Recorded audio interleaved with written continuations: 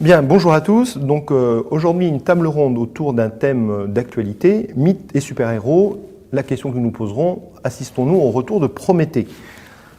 Prométhée, héros de la mythologie, qui apporta la connaissance, le feu aux hommes et qui fut châtié. Donc de plus en plus, on voit dans la rue des gens qui s'habillent en super-héros. Les super-héros, c'est quelque chose qui date des années 30-40. Nous sommes partis, bien entendu, de livres, de séries télé, de films, et on a vraiment une culture populaire qui s'est développée avec ces livres. Et nous recevons aujourd'hui deux invités qui vont nous parler un petit peu des super-héros, mais sous un angle, on va dire, mythologique. Alors, nous avons à ma droite Alex Nikolavitch, auteur de Mythes et super-héros, que vous voyez là. Alors, Alex est scénariste, traducteur. Tu peux peut-être te présenter en quelques mots. Alors, traducteur de comics de super-héros, par exemple, la moitié de ce qui sort en Batman en France en ce moment passe entre mes pattes. Je fais ça à peu près depuis une quinzaine d'années. Je suis aussi scénariste de bande dessinée et j'ai publié aux États-Unis d'ailleurs quelques épisodes, enfin un album du super-héros américain Spawn, avec en travaillant pour l'éditeur américain. Et de bande dessinée en France aussi, chez des éditeurs comme Glénat ou les Humanoïdes Associés. Et j'ai écrit donc un essai sur les rapports entre mythologie et super-héros, sur les rapports structurels, enfin la façon dont pour moi le super-héros est la continuation des grandes figures, des grandes figures de surhommes de l'ancien temps, de Hercule, Samson, les chevaliers de la table ronde. Nous voyons effectivement Hercule, on a retrouvé ça. Et tu dis dans ton ouvrage qu'effectivement, on a un retour du refoulé de ce qui a été la civilisation matérialiste, avait dégagé un peu ses dieux, ils nous reviennent métamorphosés. On a toujours besoin d'épopées et dans une civilisation très utilitariste, le grand récit, le mythe a plus forcément sa place. Donc il va revenir par la petite porte. Par la petite porte, voilà, très bien. Donc à ma gauche, nous avons Laurent Aknin, qui est auteur de Mythes et idéologie du cinéma américain, Hollywood et le monde d'après, qui vient d'être réédité en poche chez Vendémiaire. Alors Laurent, tu peux te présenter en quelques mots? Bonjour, moi je suis critique et historien de cinéma, ce qui a le mérite de ne pas vouloir dire grand-chose. C'est que je travaille à l'Avant-Scène Cinéma, à la revue mensuelle, au comité de rédaction, et puis depuis quelques années, voilà, j'ai fait une demi-douzaine d'ouvrages. Je travaille essentiellement sur la culture populaire et le cinéma bis, c'est-à-dire le cinéma populaire de second rayon à l'origine, d'abord sur le péplum, ensuite sur le cinéma bis, et puis progressivement je me suis intéressé aux mythes populaires et à la résurgence des mythes archétypaux, des mythes classiques dans le cinéma de fantaisie au sens large. Et dans ce dernier livre, enfin c'est un des plus récents, Mythes et idéologie du cinéma américain, mon hypothèse c'était de voir comment le cinéma de fantaisie américain avait modifié ses régimes d'imaginaire après le 11 septembre, après les attentats du 11 septembre, et de voir comment le cinéma de genre, en particulier le cinéma de super-héros, mais pas que, avait modifié ses régimes d'imaginaire suite à l'éruption des attentats. D'accord, alors je serai relativement complémentaire, puisque Alex nous parlera plus de la culture comics, et toi plus d'une analyse des films dont on a vu une accélération ces derniers temps. Alors, pour ceux qui ne connaissent pas vraiment les comics, vous avez effectivement deux grandes maisons. Vous avez DC Comics, avec effectivement un magazine qui va paraître tous les mois en kiosque. Donc là, il y a eu un reboot, je crois, Alex. Alors ça a changé d'éditeur en France. En France, oui. Ces éditions Urban Comics qui sortent 4 ou 5 revues mensuelles. Et DC Comics, c'est l'éditeur de Superman, Batman, Wonder Woman, les grands héros des années 30, en fait, essentiellement. Et le reboot a eu lieu, les Nouveaux 52 Les Nouveaux 52, c'était il y a 2 ans, un peu plus de 2 ans, effectivement. Alors effectivement, au niveau du film, c'est Warner qui s'occupe de ça. Et après Marvel, alors Marvel en anglais, merveilleux. Donc là, pareil, on a une revue qui paraît régulièrement. Il y a plusieurs. Il y a combien de revues sur Marvel ? C'est une petite dizaine de revues. Enfin, aux États-Unis, il y en a plus, mais en France, il y a une dizaine de revues mensuelles ou bimestrielles sur les personnages Marvel. Ce sont les Avengers, Spider-Man, essentiellement. Alors certains des personnages comme Captain America remontent aux années 40, mais les autres sont des créations des années 60. Tout à fait. Et donc là, au niveau cinéma, c'est une filiale de Disney qui a depuis l'année dernière. Alors, en deux mots, qu'est-ce qui distingue très rapidement Marvel de DC Comics pour les gens qui ne connaissent pas ces univers ?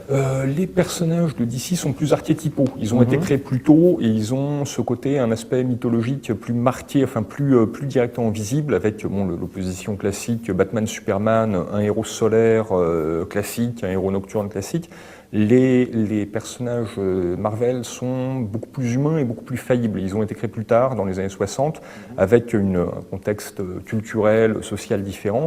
Et leur grande force a été justement d'humaniser beaucoup plus les personnages et de les rendre à la limite plus accessibles aux lecteurs de l'époque. Alors, avec un personnage que tout le monde connaît, je crois que Laurent, on le voit dans tous les films, Stan Lee, il fait un caméo. Oui, Stan Lee apparaît puisque c'est le fondateur de Marvel et c'est celui qui a créé, enfin, c'est le neveu du fondateur. C'est le neveu du fondateur, mais enfin, c'est vraiment lui, c'est son univers.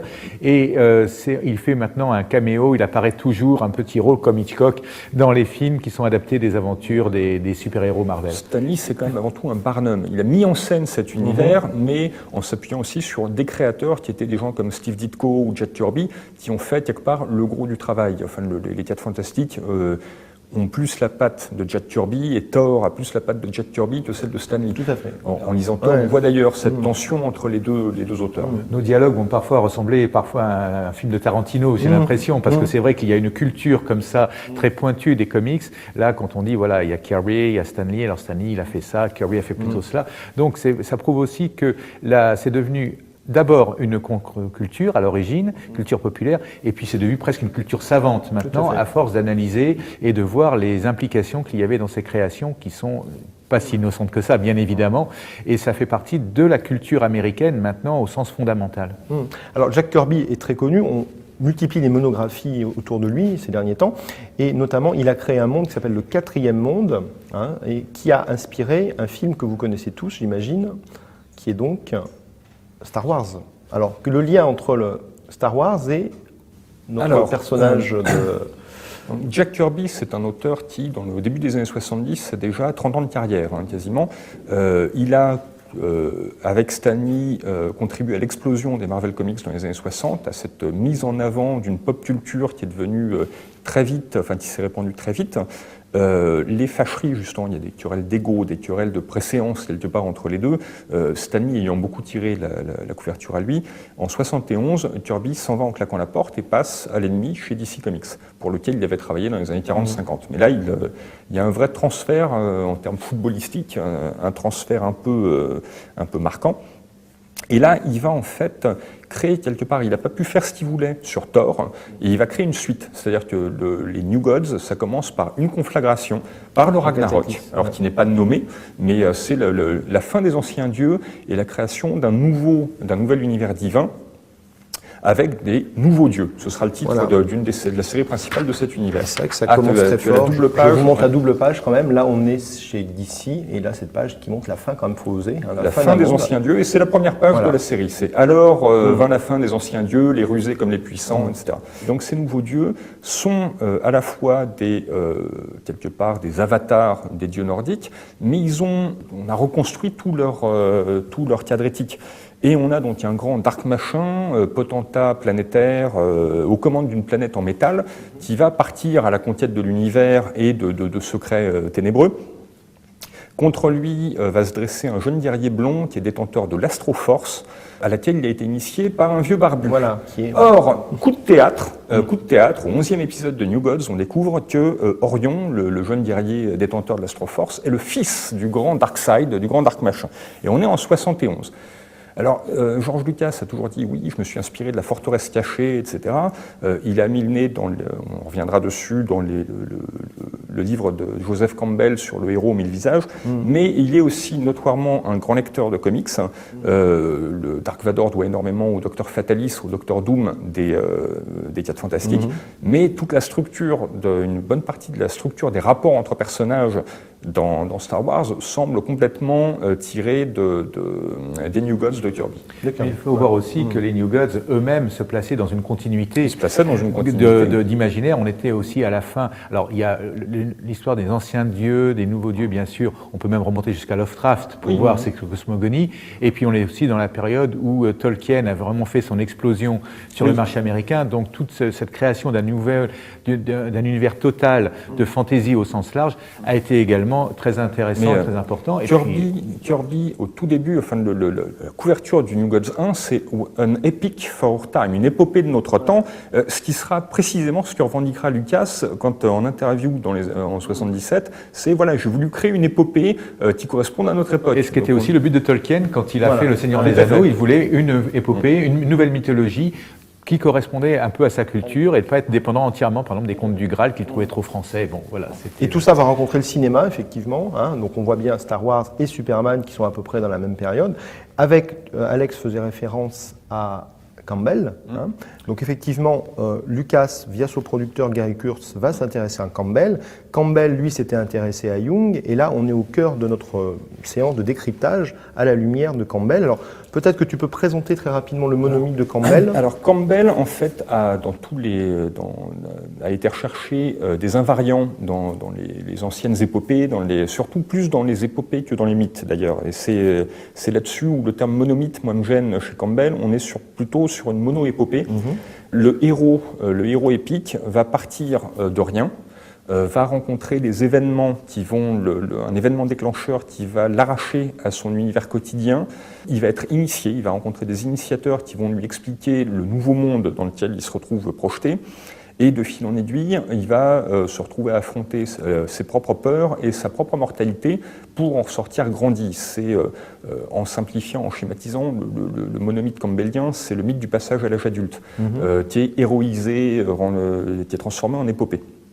Bon, qui est devenu un petit peu, hélas, c'est devenu un peu l'alpha et l'oméga de la production hollywoodienne dès qu'on veut faire quelque chose d'épique, et de Highlander, Matrix, à partir de Star Wars, c'est devenu un peu quelque chose qu'on va retrouver toujours dans les films hollywoodiens et parfois appliqué sans finesse, surtout depuis que...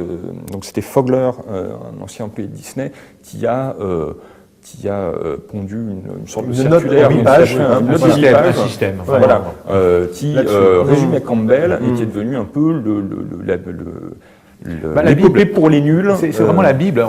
Comme on fait une Bible pour les séries télévisées, ce document est devenu une espèce de Bible, de matrice, c'est le cas de le dire, scénaristique, en disant voilà, il faut toujours respecter ce schéma pour faire quelque chose d'universel et vendable partout. Ce qui compte, il y a des contresens complets, comme le Solomon Kane adapté de Robert Howard, où justement, s'il y a un personnage auquel ce schéma-là ne s'applique pas, c'est bien Solomon Kane qui part de nulle part, enfin qui surgit de la nuit pour y repartir, sans qu'on sache pourquoi. Et ce pourquoi est ce mystère autour du personnage est la clé. Donc y appliquer le monomythe est une absurdité. Tout à fait. Alors si on revient aux sources, une citation de Campbell pour les gens qui ne connaissent pas, un extrait du Héros aux 1000 visages qui a beaucoup inspiré donc Lucas.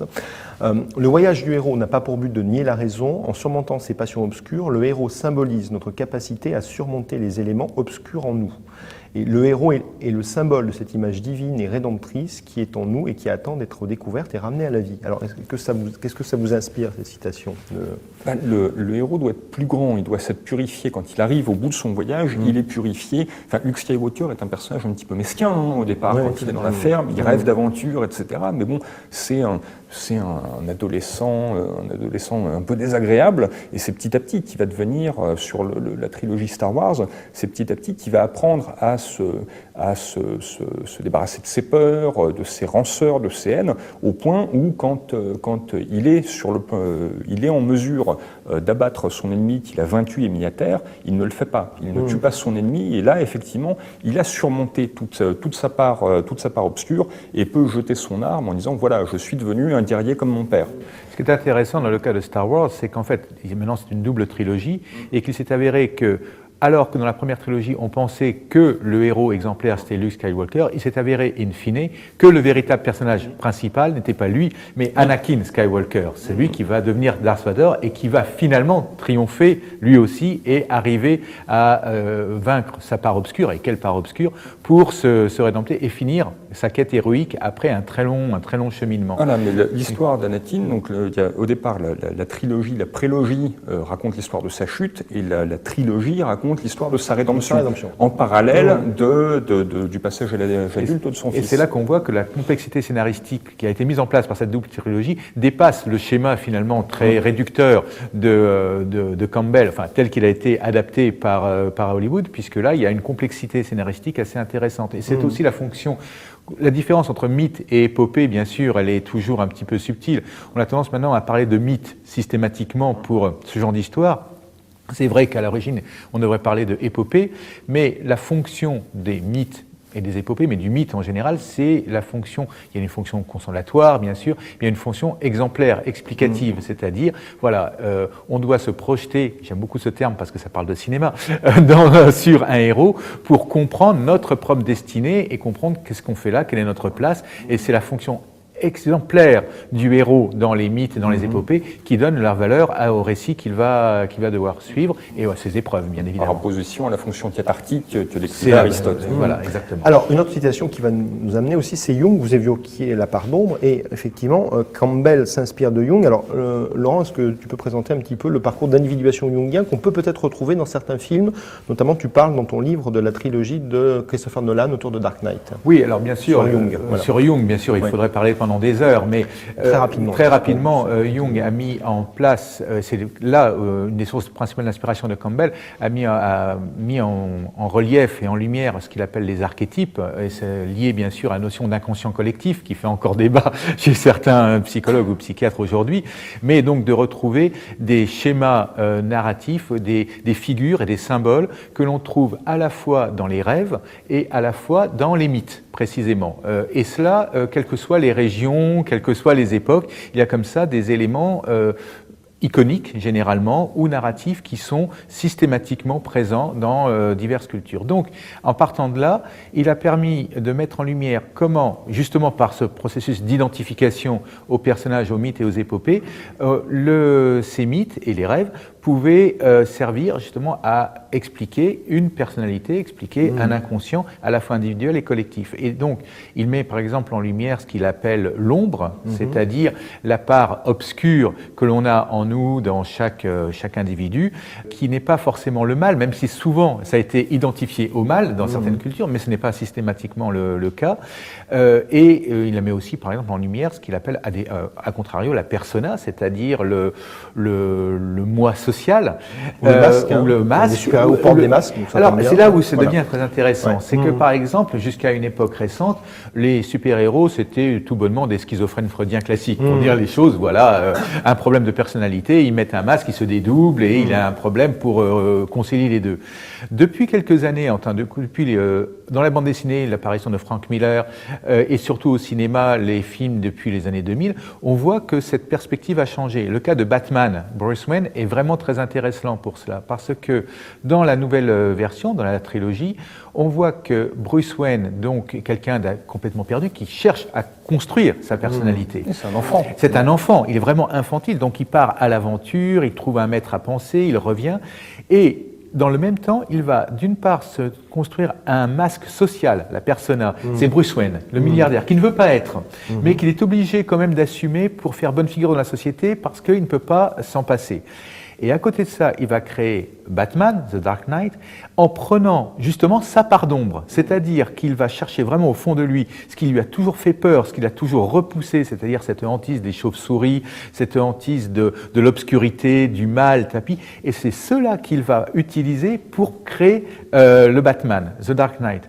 Et donc là, on voit très bien comment se situe sa construction. Une personnalité en cours de construction, encore indéfini, Bruce Wayne, qu'on ne sait pas encore ce qu'il veut en faire, sa persona, c'est-à-dire le milliardaire, et sa part d'ombre, Batman, The Dark Knight. Et toute la trilogie va montrer comment, progressivement, en affrontant divers ennemis, dont cet ennemi absolument abstrait dans la trilogie, qui est le Joker, qui est absolument passionnant, et finalement, dans le dernier film, arriver à l'âge adulte, où il va pouvoir enfin se constituer comme adulte et transmettre à Robin, à un jeune qui va arriver, donc un nouvel enfant qui arrive, qui lui-même est en quête, transmettre son héritage, ses jouets, son costume, pouvoir se déguiser. Il va disparaître plus ou moins à la fin du troisième film. En tout cas, il aura accompli sa tâche, sa quête, et une fois sa transmission faite, on comprend qu'il est arrivé enfin à l'âge adulte, qu'il a terminé sa construction de personnalité. Il est guéri, d'une certaine manière. En tout cas, il a résolu son complexe d'origine, et les films suivants, s'il y en a, peut-être que ce sera Robin, peut-être qu'il va trouver autre chose, mais en tout cas, il a accompli sa mission. Et on est au cinéma sur effectivement une trilogie où on a, je pense, effectivement accompli quelque chose. Alors, sur l'arc narratif que nous allons suivre, je vous propose une trilogie très simple, c'est de repartir du schéma Campbell, à savoir travailler sur la question du parcours initiatique et de dire que chez Campbell, en fait, il y a 3 phases. Il y a l'appel de l'aventure, les épreuves et le retour. Et c'est aussi pour ça que la plupart des films, des grandes trilogies au cinéma, vont plus ou moins travailler là-dessus. Alors, sur le premier point, l'appel de l'aventure, on est sur des personnages qui ont l'exil d'un monde chuté. On est sur un monde assez compliqué. Alors là, j'ai pris effectivement l'histoire de l'univers DC Comics, qui est assez complexe. Et on a même un personnage qui s'appelle Harbinger, qui dit au début, nous savons que l'univers a été créé il y a plus de 10 milliards d'années, formé de vapeur et de feu. La volonté suprême a illuminé les ténèbres et créé la vie de la non-vie. Une force démoniaque a divisé et a créé le multivers. Les héros ont pour mission la réunification de ce qui a été divisé. Alors, Alex. On est un peu dans une chute gnostique où les parts de la divinité se retrouvent réparties dans le monde. Et donc, se réunifier avec la divinité, c'est la base du gnosticisme, mais on trouve aussi ça dans le bouddhisme ou le taoïsme. Après, les auteurs, là, cette explication-là date des années 80. Au départ, des auteurs comme Siegel et Shuster, quand ils créent Superman, et donc par force des choses l'univers d'ici, ne s'opposent pas à la problématique dans ces termes-là. C'est petit à petit, cet univers va se stratifier, se structurer, se sédimenter, et là on va avoir des auteurs qui vont tenter d'y trouver une explication. C'est le processus mythique, le mythe comme explication du monde, on est dans la même construction, sauf que ça se fait en une génération ou 2 générations d'auteurs, alors qu'il en a fallu quelques-unes par le passé. Du coup, ces personnages-là vont créer des mythes internes à ce propre univers. Là, j'ai par exemple une image qui est dans Green Lantern, qui est un des personnages d'ici Comics, où on a cette image d'une main créatrice qui détient les galaxies, c'est la main de Dieu, et c'est le tabou de cet univers-là. Quand un des scientifiques essaye d'aller au-delà, de remonter plus loin dans le passé pour voir le visage de la divinité, là son appareillage explose et il crée le mal. La création du mal dans cet univers vient de cette rupture du tabou. On ne devait pas essayer de voir le visage de Dieu. Donc, ce qui nous renvoie aussi à l'Exode, enfin tu ne contempleras pas l'Éternel face à face. Ça nous renvoie directement à cela, dont il y a un récit de création, un tabou fondateur et une rupture de tabou qui entraîne la chute. Donc on est dans des choses assez classiques. Enfin, quelque part, ça peut trouver, je parlais de gnosticisme, mais ça trouve aussi son parallèle dans l'univers judéo-chrétien classique. Oui. Alors on trouve un personnage qui s'appelle Éon. Donc chez les gnostiques, on a les Éons et les archontes qui vont être les barrières et les gardiens du monde. Alors là, c'est chez Marvel. C'est chez Marvel, ce personnage d'Éon, qui n'est pas très joli d'ailleurs. Et qui est, alors si on reprend par exemple, on en avait parlé, Thanos, c'est Starlin. Donc ça, c'est dans je vais l'univers montrer Marvel, une double page. C'est des grands méchants, oui, ouais. c'est dans l'univers Marvel, ça a été un peu plus vite, mais on a structuré aussi un certain nombre d'entités, moins des événements créateurs, mais plus une série d'entités oui, on pourrait intituler des archontes de l'univers, avec Galactus, le dévoreur de planètes, les célestes qui ensemencent les planètes. On a le tribunal vivant qui arbitre les grands conflits cosmiques, l'intermédiaire qui se retrouve à l'interface entre les grandes syzygies universelles, le bien, le mal, la lumière, les ténèbres, etc. Et qui se retrouve d'ailleurs prisonnier de cette dualité, ce qui le rend presque inefficace et stupide. C'est assez intéressant. Mais ce qui est intéressant, c'est de voir que tous ces personnages, ces archontes, arrivent progressivement dans l'univers des comics. C'est-à-dire que quand on prend les mythes de base, les premiers super-héros, c'est beaucoup plus simple d'une certaine manière. Oui. Par exemple, si on prend le cas de Superman, bon, c'est le cas le plus clair, le plus évident, c'est un mythe moïsique classique, c'est-à-dire que Superman est une figure de Moïse. On rappelle simplement la structure de base sur la planète Krypton qui va bientôt être détruite. Il y a une prophétie, enfin les scientifiques annoncent la prophétie, la fin de la planète, et donc les parents de Superman décident de le sauver lui, le mettre dans une nacelle, l'envoient et il dérive sur les flots de l'espace où il va être recueilli bien loin de chez lui par une autre famille, famille américaine, qui vont l'adopter, et c'est une fois arrivé à l'âge adulte qu'il va découvrir ses origines et comprendre sa mission une fois qu'il est sur Terre. Bon, c'est une structure classique. D'ailleurs, le Superman des origines est est assez humaniste. Enfin, il va combattre des patrons voyous, des patrons d'orphelinat, des espions, des terroristes, des choses comme ça. Il n'est pas défenseur d'un ordre établi. Pour l'époque, il se situe plutôt à gauche sur l'échiquier. Et ce qui est intéressant, c'est de voir au fur et à mesure de l'évolution du mythe de Superman, il va prendre une dimension supplémentaire. Alors déjà, c'est vrai que son nom de famille, c'est El. Donc, bien sûr, là, c'est très facile de faire le lien avec le mythe de Moïse. Mais Et de plus en plus, par exemple dans les dernières versions, on va l'appeler Son of El, fils de El. Et quand on dit fils de Dieu, ce n'est plus le mythe de Moïse. Là, il commence à avoir une dimension christique, donc de rédemption pour lui-même, de sacrifice. Dans le film de 2006 de Bryan Singer, et c'est très intéressant parce qu'on voit, c'est le film où il y a le plus grand syncrétisme de mythes, et on voit qu'ils cherchent encore où ils vont aller. Le Christ et Atlas. Et le Christ, il y a Atlas et le mythe de Moïse des origines. Donc, et puis il y a aussi le mythe d'Icare ou le chute de l'ange, c'est-à-dire qu'on le voit vraiment chuter, tomber de très très haut, vraiment s'effondrer sur terre. Et ça peut être à la fois vu comme le mythe d'Icare ou comme la chute de l'ange ou la chute justement originelle, et on revient sur le thème de l'univers que l'on a perdu, que l'on cherche à réintégrer, le mythe de la réintégration qui là est aussi dans le processus. Présent, et dans la dernière version, on voit que le choix à Hollywood a été fait.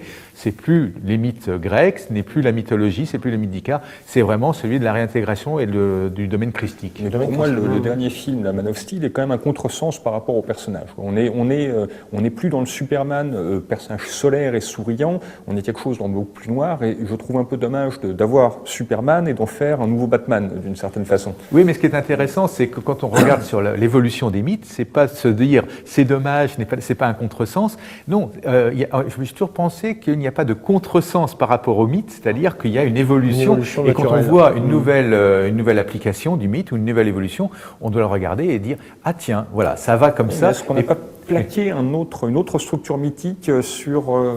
C'est possible, mais pour moi, ça correspond tout à fait à l'évolution actuelle du cinéma américain, qui est un cinéma inquiet, qui depuis le 11 septembre a modifié complètement le régime de ses super-héros, et que le héros solaire, en tout cas chez DC Comics, c'est très intéressant, chez Warner, Legendary Pictures, ils vont de plus en plus dans le côté sombre, alors que c'est plutôt du côté de Marvel qu'il y a une réémergence progressive des héros solaires, alors que c'était une certaine légèreté de ton. Une certaine légèreté de ton. Et c'est vrai que par exemple, Iron Man, qui était un personnage extrêmement dur dans la galaxie Marvel, est devenu progressivement un héros plus solaire qu'il était à l'origine. Et là, ce ne sont pas forcément des contresens, c'est tout simplement des évolutions et puis des structures en millefeuille, des mythes, une structure classique bien évidemment, qui est dire voilà, on prend un mythe et puis ce mythe, et on va le faire évoluer comme ça, parfois d'une manière inconsciente évidemment, pour signifier tel ou tel état de l'imaginaire. Il y a une évolution consciente dans le Iron Man de Marvel. Au départ, dans les bandes dessinées, Iron Man, c'est clairement Howard Hughes. Quand Stan Lee le crée, c'est Howard Hughes avec la moustache, l'obsession de l'aviation, etc. Maintenant, le Iron Man incarné par Robert Downey Jr., c'est Steve Jobs, beaucoup plus que Howard Hughes. Mais la filiation est quand même indiquée quand on voit apparaître le personnage du père dans Iron Man 2, c'est à la fois Walt Disney et Howard Hughes, d'une certaine façon, avec son espèce de parc d'attractions scientifiques, mais il s'appelle Howard et on sent le côté Howard Hughes est très présent il y a cette filiation cette filiation symbolique entre l'entrepreneur de l'époque et maintenant. Alors sur les grands super-héros, les premiers créés par effectivement Kirby, c'est les 4 Fantastiques. Avec toute cette inquiétude sur l'espace, parce que donc c'est des héros qui partent dans l'espace, qui retombent suite à un problème d'irradiation cosmique. Alors qu'est-ce que ça peut symboliser les 4 Fantastiques pour vous? On est en 61, donc juste avant le vol de Gagarine. C'est très intéressant parce qu'on est en pleine course à l'espace et les 4 Fantastiques sont le produit de cette course à l'espace, avec cet accident initial, mais qui n'est pas pour eux, ils vont en faire une force tout de suite. C'est très nietzschéen, c'est tout ce qui ne te tuera pas te rend plus fort. Et les 4 Fantastiques sont clairement dans cette logique-là, de surmonter. Ce ne sont pas des super-héros au sens propre, ce ne sont pas des super-héros au sens justicier, ce sont des aventuriers, des découvreurs, des gens qui vont repousser les limites, qui sont dans le héros pionnier. C'est Gilgamesh qui va aller au-delà des barrières du monde pour conquérir du savoir, de l'immortalité, des choses comme ça. Les 4 Fantastiques sont comme ça, ils sont complètement opposés à Batman, par exemple, sur ce plan-là. Et au cinéma, Laurent, qu'est-ce que tu penses de l'adaptation? C'est très curieux, parce que c'est une série qui n'a pas vraiment eu beaucoup de chance. Ils ne sont pas arrivés au bon moment, et les X-Men ont donné quelque chose de beaucoup plus productif à propos de regroupement de super-héros. C'est-à-dire que la caractéristique aussi des 4 Fantastiques, c'est qu'ils sont 4, ils ne sont pas 1. Et que donc au cinéma, et c'est une famille. Et donc au cinéma, c'est difficilement adaptable, parce qu'autant sur une série de bande dessinée, de comics, on peut multiplier les épisodes, tel personnage peut être dominant à tel ou tel épisode. dans un film de 90 minutes, c'est comment répartir les rôles. Et puis, il était très difficile de trouver l'équilibre entre le ton fantaisiste, un ton tragique, et c'était une série qui n'a pas eu beaucoup de budget en plus et qui a été très difficilement adaptable. Mais c'est quand même une série absolument passionnante. En tout cas, dans la bande dessinée, dans les comics, c'était pour beaucoup, c'était la série ultime, quoi. C'était celle qui a lancé l'âge Marvel. C'est vraiment la série. Et puis, c'est sûrement celle qui, au niveau des archétypes, est la plus plaisante, parce que c'est là, par exemple, ils sont 4, et c'est sûrement la série où la symbolique des 4 éléments, par exemple, de base, est la plus évidente. La torche humaine, c'est le feu. Celui qui s'est retrouvé en homme de pierre, pratiquement, avec une forme, bien sûr, c'est l'élémentaire. La femme invisible, évidemment, c'est l'air. Et le dernier, qui est le chef de tous, qui réussit, lui, à se déformer dans tous les sens, c'est l'élément mobile, liquide, c'est l'eau. Et donc, cette transposition des 4 éléments de base sous la forme de super-héros est vraiment très plaisante. Ça crée une dynamique très particulière. Très, très, très particulière, à la fois sur un plan graphique. C'est là pour ça aussi qu'au cinéma, c'était pas très intéressant, mais sur un plan du dessin, c'était merveilleux, parce qu'on pouvait tout faire. Il y avait une variation, une dynamique de dessin avec cette idée-là. Et puis, si ça a pris autant, c'est bien sûr parce que ça renvoie, là, nous revenons sur Jung, c'est qu'une symbolique comme ça, de 4 éléments, c'est-à-dire un des archétypes les plus connus en tout cas en Occident, parce que dans certaines civilisations, il y en a 5 des éléments. C'est pas bon, par exemple. Voilà. Mais en tout cas, chez nous, c'est 4 éléments depuis très longtemps. Et là, bien sûr, il y a un rappel inconscient qui fonctionne remarquablement bien. Et avec la chose qui, effectivement, beaucoup de gens ont vu un golem et ont vu que la plupart des auteurs de comics étaient d'origine judaïque, du coup. Oui, pour des raisons d'ailleurs, pour des raisons techniques, en fait, au départ, puisque quand il y a eu un problème de droit, les premiers comic books étaient des réimpressions des comic strips publiés dans la presse quotidienne. Quand les syndicates, les syndicats d'édition qui détenaient les droits se sont aperçus qu'effectivement il y avait de l'argent à faire avec ces réimpressions, ils ont commencé à les réimprimer eux-mêmes et à monter les prix d'accès. Donc les éditeurs, qui étaient pour la plupart, il y avait beaucoup de juifs de Brooklyn par exemple comme éditeurs, Martin Goodman, qui est le fondateur de Marvel par exemple, ont fait appel aux gens qu'ils avaient dans leur entourage qui savaient tenir un crayon, et ça a été Simon et Kirby, des gens comme ça, qui se sont retrouvés un peu par la force des choses, plutôt que de vendre des journaux dans la rue, se sont retrouvés à dessiner, à écrire pour ces éditeurs de pulps et de comic books, et à créer du matériel nouveau. Siegel et Shuster sont arrivés comme ça, eux venaient de Cleveland, ils n'étaient pas de la famille particulièrement, mais ils savaient que là ils pouvaient trouver, puisque le marché du comic strip leur était interdit, il était plutôt tenu par la bonne société, enfin, des gens sortis d'écoles d'art un peu prestigieuses, des gens comme Alex Raymond, Milton Caniff ou Al Foster, ça leur était interdit. Donc ils sont allés vers les éditeurs qui voulaient bien d'eux, qui étaient les éditeurs de comic books, et qui ont mis d'ailleurs 4 ou 5 ans avant d'accepter leur projet Superman. Mais sur le plan symbolique, c'est vrai, on voit quand même une communauté qui a été persécutée, qui va mettre en avant des héros chevaliers qui vont venger ou protéger le monde. C'est Superman, c'est la Superman, chose. C'est une interprétation qui est, a priori, assez reconnue maintenant. Le Superman, c'est Denis O'Neill qui avait une interprétation de Superman qui disait quelque part Superman, c'est le rêve américain, c'est l'immigré venu de loin, avec un nom effectivement à connotation éventuellement hébraïque, qui va se fondre dans la masse, prendre un nom banal, le nombre de juifs polonais qu'on connaît, Kirk Douglas. Je ne sais pas s'il est juif, par contre, il est polonais, c'est sûr. Il est juif polonais. Oui, juif polonais. Oui. Kirk Douglas, c'est pas du tout son vrai nom. Mais bon, comme bien précédemment, on a eu Joseph Conrad. Il s'appelle pas Joseph Conrad. C'était le capitaine Joseph Korzienowski. Bon, ce genre on américanise son nom et on se fond dans la masse. Et donc, Kal-El prend un nom banal, une apparence banale. Il devient et il réussit. Et il trouve du travail dans la grande ville. Avant de réussir, quand même, le héros doit rencontrer un certain nombre d'épreuves. Et c'est là où on est au cœur, je pense, de l'intérêt qu'on a pour les comics, à savoir le combat contre l'ombre, l'idée qu'à un moment donné, peut-être qu'on va aussi se retrouver en groupe, la question de la communauté aussi de vilains, et l'idée qu'effectivement, on va se confronter au concept jungien, je vais passer parce que Laurent, tu l'as dit, la question de la persona, et la question des masques. Alors là, je convoquerai l'image de notre araignée, Spider-Man, Alors peut-être sur le comics de Steve Ditko, Alex, 2 mots pour ceux qui ne connaissent pas Ditko. Alors Steve Ditko, donc, c'est un auteur qui avait commencé de fin des années 40, début des années 50, qui a fait beaucoup de comics de monstres, à l'époque où c'était le fonds de commerce de Marvel, avec des choses inspirées de Godzilla, avec des créatures titanesques. Ça a été pendant toutes les années 50, avant le retour des super-héros, le fonds de commerce de Marvel. Il va amener Spider-Man, donc ce personnage masqué, qui est au départ un adolescent, et ça c'est une des grandes forces de Marvel, les grands héros, les adolescents chez DC Comics, c'était Robin, c'était Speedy, c'était Aqualad, c'était les jeunes hommes, jeunes assistants du grand héros. Toujours maintenu dans un état infantile. Voilà. Alors que dans le cas de Spider-Man, c'est clairement, au lieu d'être Robin, il est le héros de plein droit, qui va devoir d'ailleurs se construire tout seul et découvrir que, c'est la maxime de la série, à grand pouvoir, grande responsabilité. Et Steve Ditko et Stan Lee vont d'ailleurs se retrouver en conflit sur cette notion de pouvoir, de responsabilité et sur les ennemis. La grande fâcherie va être autour de l'identité du bouffon vert, le méchant au nombre de Spider-Man. Et on a 700 numéros, je vous montre la couve du 700e, avec une on mosaïque. est à 730 730, maintenant, énorme.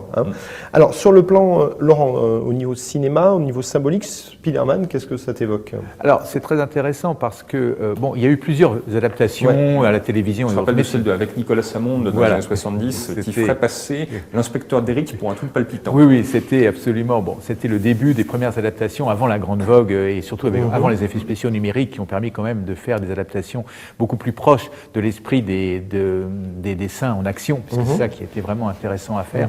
Mais dans la trilogie qui s'est arrêtée maintenant, puisqu'on est passé à une nouvelle série.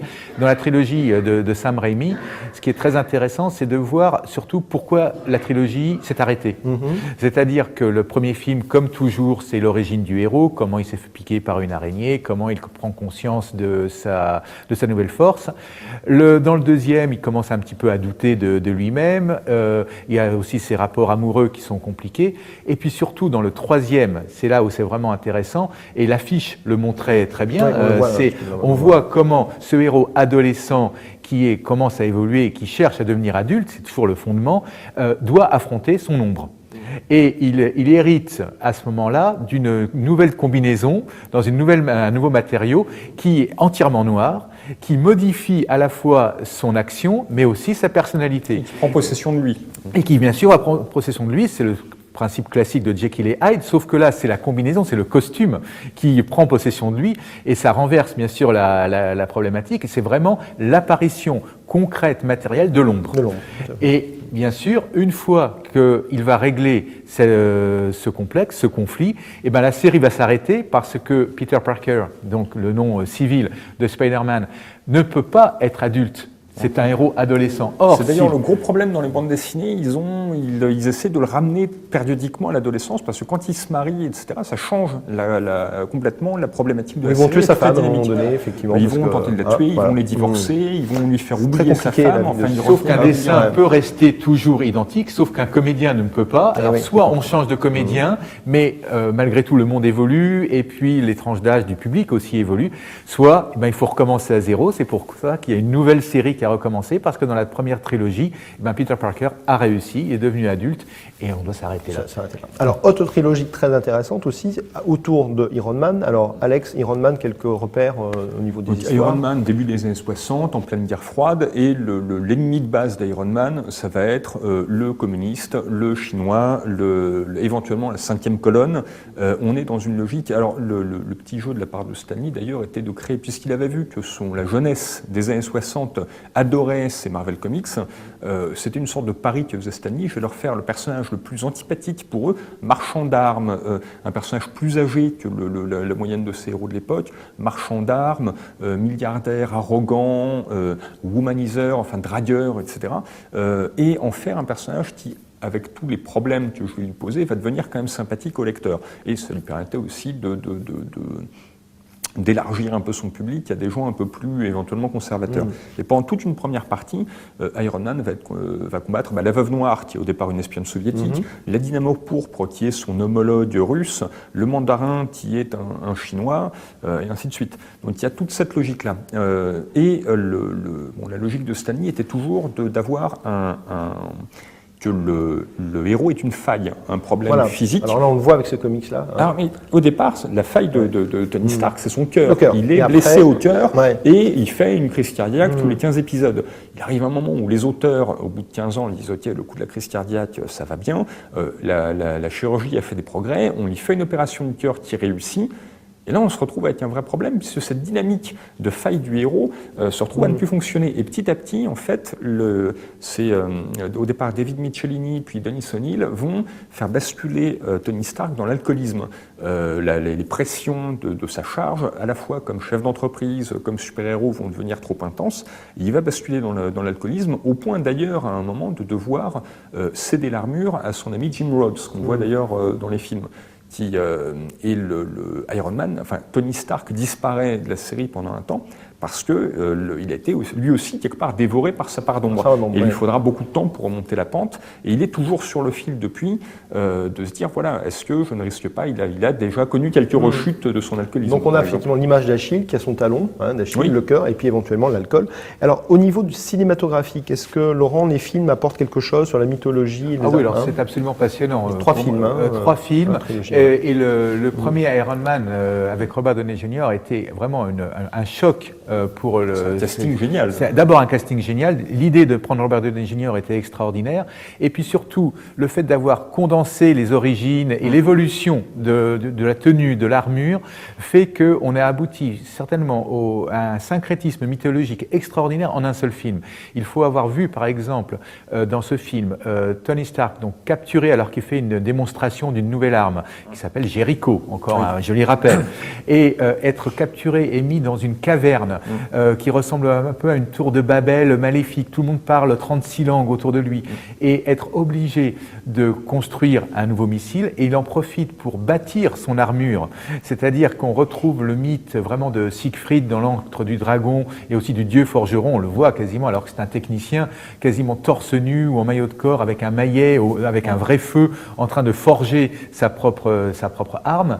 Et en plus, dans le film, ce qui est très intéressant, c'est de voir qu'ils ont fait évoluer l'armure, ce qui prenait je ne sais pas combien d'épisodes dans la bande dessinée.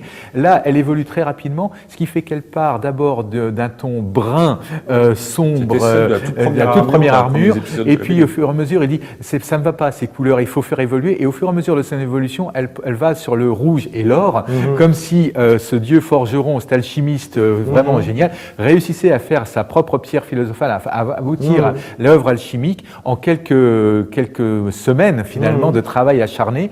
Donc on voit les trois étapes classiques de l'œuvre alchimique se réaliser. Et puis dans le troisième épisode, c'était passionnant parce qu'on voit arriver le mandarin, mais ce mandarin n'est plus du tout idéologiquement ou symboliquement le même. On est sur le plan symbolique, médiatique. On voit la construction d'un terroriste, et c'est Ben Kingsley qui apparaît, et c'est un faux mandarin, c'est un faux terroriste. C'est un acteur raté. Qui incarne mi le mandarin, mi Ben Laden, et puis on montre le simulacre mis en scène par une autre organisation pour montrer le terroriste absolu. Et là, il y a aussi quelque chose de très intéressant qui se passe, et puis on voit aussi comment Iron Man progressivement devient un héros véritablement solaire. Une fois qu'il a réussi son armure. Dans le troisième film, il coule vêtu de son armure, il est obligé de se débarrasser de son armure. C'est le Perceval dans le Excalibur de John Borman. Il doit se débarrépisode de ce qui l'entraîne vers le fond pour pouvoir renaître. Et dans les Avengers, il a cet épisode magnifique où il vole pour rentrer dans un espèce de vortex pour enfin désamorcer une bombe absolue. Avec le sacrifice. Il se sacrifice, et il y a sa chute qui arrive juste derrière. Et comme Superman dans 2006, on voit sa chute, sa mort symbolique, et enfin, bien sûr, sa renaissance. C'est un personnage effectivement beaucoup plus complexe que ce qu'il apparaît au début. Oui, vraiment. Alors, Hulk, très rapidement, toujours dans l'ombre, effectivement. Alors, est-ce qu'on est vraiment dans l'incarnation de Jekyll and Hyde? On voit par exemple un film là-dessus. Ce personnage, qu'est-ce qu'il vous inspire? L'ombre dans Hulk, c'est pas le mal, c'est la colère. C'est la colère. Ça, c'est très intéressant. C'est très important. Hulk ne devient Hulk que quand il se met en colère.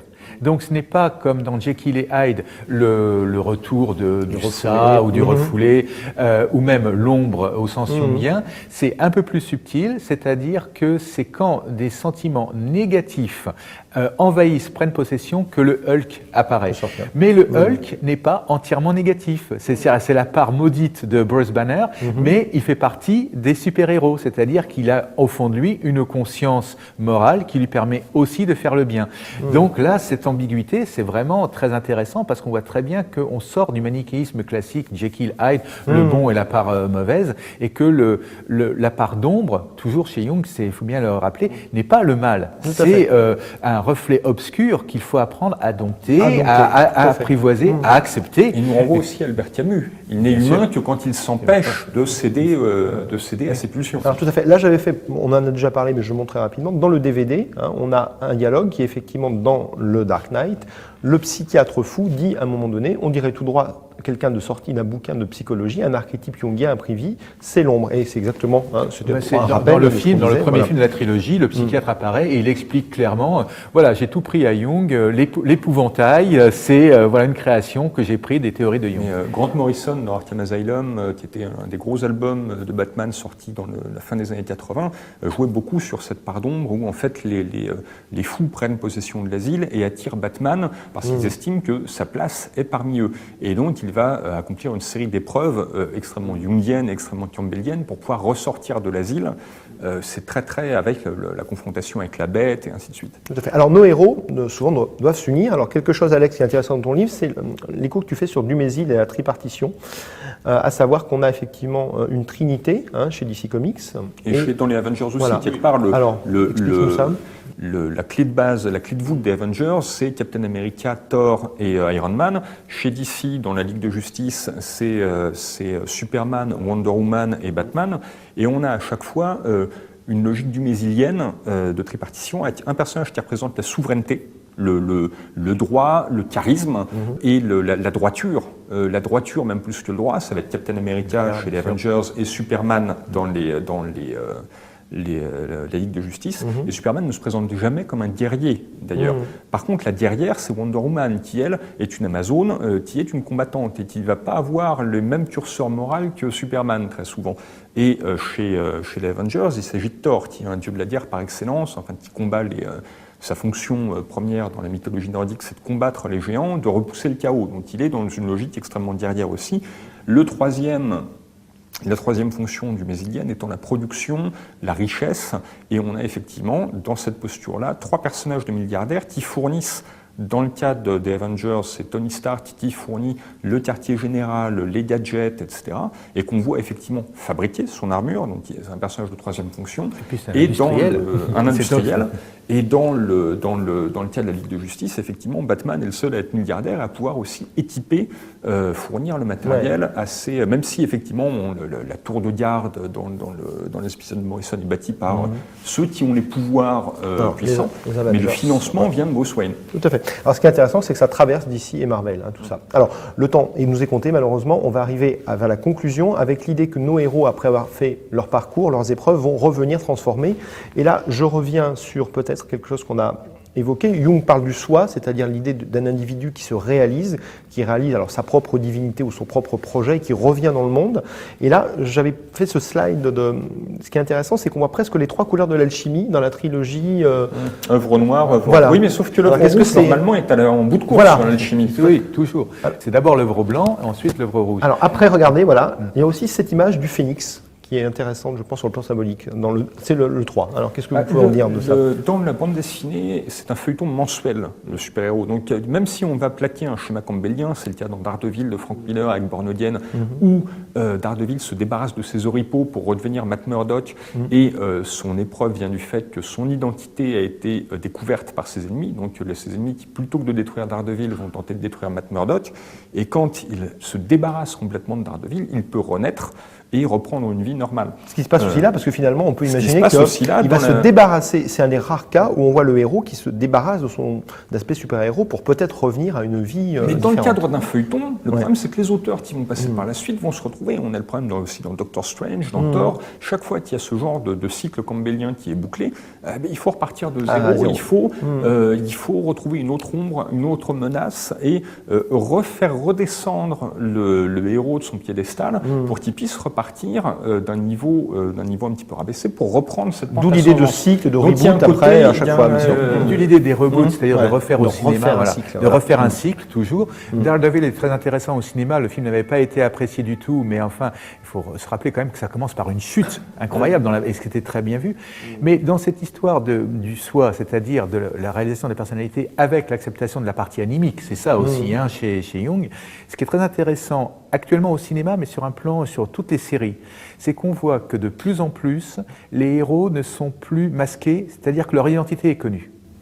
Alors que pendant très longtemps, on gardait toujours cette ambiguïté, est-ce qu'il va être découvert, est-ce qu'il ne va pas être découvert. Quand on regarde maintenant les super-héros que l'on voit, tout le monde sait qui est Captain America, Thor est Thor, Iron Man dans le premier film avec Robert Downey, ça se terminait par, pour la première fois, le super-héros qui annonce en conférence de presse « Je suis Iron Man » et il se montre tel qu'il est. Et on voit que la plupart maintenant des super-héros ne sont plus dans cet état de dissimulation, c'est-à-dire que ce sont des héros réalisés. Et ça, c'est très intéressant parce que ce n'est pas un mouvement individuel, c'est un mouvement collectif des super-héros. Comme si, voilà, il y avait cette réalisation générale des héros pour dire, voilà, je suis réalisé et je n'ai plus à vivre en schizophrène ou en dualité comme ça systématiquement. Tout à fait. Alors, Singer dirait les héros font leur coming out. Voilà. C'est ce que font les X-Men. Dans les X-Men, c'est accepter leur état de mutant, faire leur coming out, c'est-à-dire, voilà, je suis comme cela. Et tout le combat des X-Men, les mutants, c'est de dire le droit aux mutants d'être reconnus comme tels, et ni être ni persécutés, ni cachés. Alors, il va falloir qu'on conclue, parce qu'on aurait pu évoquer effectivement aussi. On a évoqué Superman, qui est aussi un archétype du soi, comme être total. Est-ce qu'aujourd'hui, tous ces super-héros qu'on a évoqués, finalement, si je vous posais la question, qu'est-ce qu'ils nous apprennent sur nous-mêmes et sur le futur de l'homme? Est-ce qu'on va sur un homme qui va être un surhomme, un demi-dieu, un dieu? Pourquoi finalement? Quel est le sens symbolique de tout ça, en conclusion? Alors, je pense que ni les super-héros, ni les mythes ne peuvent nous apprendre sur le futur. Ils nous apprennent sur le présent. Et ça, on est ici et maintenant. Et ça, non, mais ça paraît être altruiste, mais il faut toujours revenir à ça parce que c'est fondamental. Les super-héros nous donnent des explications, des clés consolatoires ou exemplaires sur notre situation actuelle. Nous vivons dans un monde d'inquiétude, les super-héros sont inquiets. Nous vivons dans un monde troublé, les super-héros sont troublés, et ils nous donnent des clés pour éventuellement pouvoir dépasser cette inquiétude, nous réaliser et nous dépasser. Et selon les époques, on voit que les problèmes, les inquiétudes des super-héros ne sont pas les mêmes.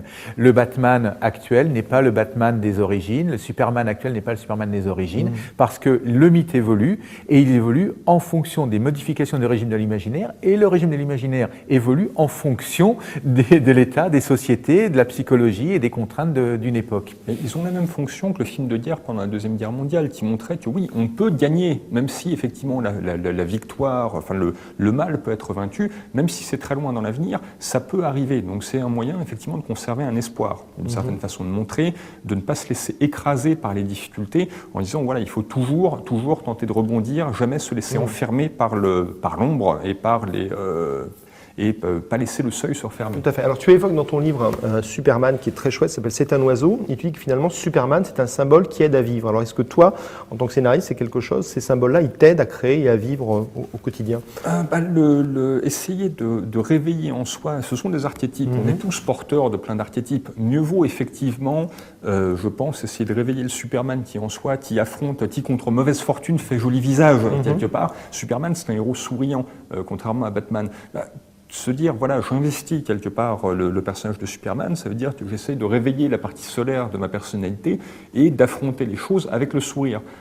De nos jours, et à Paris en plus, c'est pas donné à tout le monde. C'est un combat du quotidien. Si facile, voilà, je crois que c'est une belle conclusion, effectivement, qui nous amène à être des héros au quotidien si on peut. Alors vous pouvez retrouver donc Laurent Hennequin chez Vendémiaire, Mythe et idéologie du cinéma américain. Donc très complémentaire, Mythe et super-héros. Et donc, on vous invite à revoir les films avec un œil neuf. Voilà, merci à vous.